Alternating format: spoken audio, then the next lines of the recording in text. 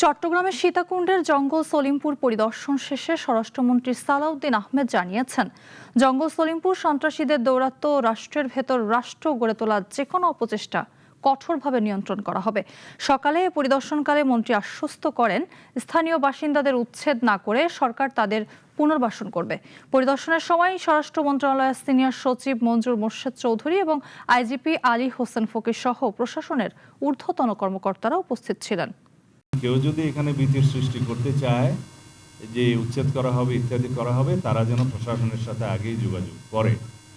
এখানে কারাগারের একটা স্থাপনা অনেক বছর আগের থেকেই ঝুলে আছে, যেটা চট্টগ্রাম কারাগারকে শিফট করার, সেইটা একটা খাস ল্যান্ডের মধ্যে। আপাতত এইটুকু আমরা আপনাদের সবার সহযোগিতা চাই।